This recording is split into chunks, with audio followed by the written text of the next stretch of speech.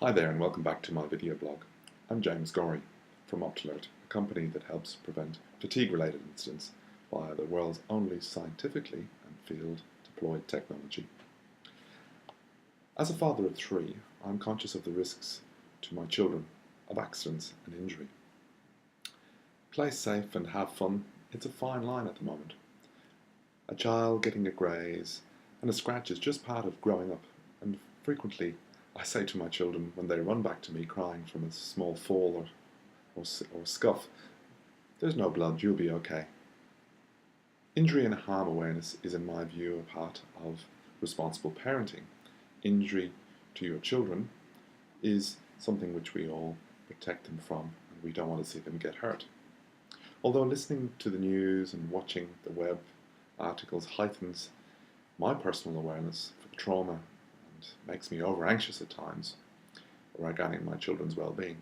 We seem to only hear of the horrors of terrible accidents in the press, as good news stories, unfortunately, don't attract much of an audience. So when people are tragically hurt, that seems to be when we're most focused upon it. Sometimes parents, I think, also can become overcautious for their children. In some cases, this leads to overprotective behaviours. Some children are terrified of going out and playing for fear of injury. My son recently fell off the swing and grazed his knees in the playground. There was lots of tears, but the reality was that he, as a result of that incident, I think learned that swinging so high on the swing was actually dangerous. So he's changed his behaviour slightly. I don't somehow think he's going to fall off that swing. Hopefully not again. And I think children generally become more safe as a result of these accidents, or minor as they are. And they also then, as a result, look out for their friends, and hopefully they take this through into the workplace to strive for zero harm. My son's behavioural change, as I mentioned, I've also seen this in my companies that are clients of Optalert. Recently, the Australian Defence Force bought our technology, and they observed that the users of Optalert became more aware of their alertness and fatigue levels, and our warnings changed the behaviour for the better.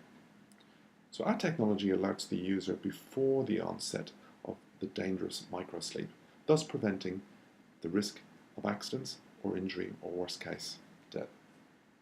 Interestingly, over 30% of deaths on our roads are related to fatigue.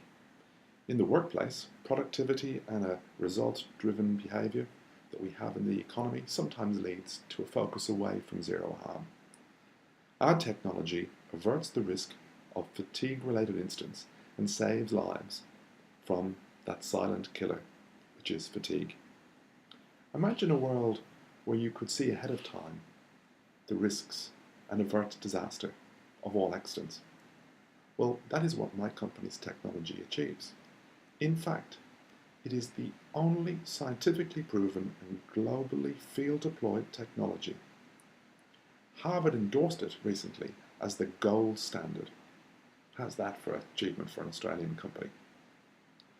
It visually and audibly alerts the user ahead of time that zone that the user could be reaching a fatigue microsleep.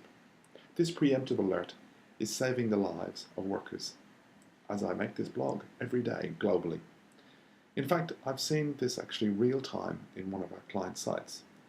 The monitoring supervisor, with access to the iris, which is a visual display of our users in a web browser, the alert came through, a red alert, and the operator managed to intervene and remove that operator from the vehicle, and as a result, a high-risk situation was averted.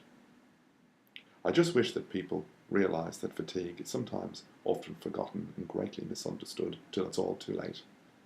Making the world a safer place for us and our families is of great benefit and helps the safety and well-being of people. Thanks for listening to my video blog, and I will speak to you again soon. Good day.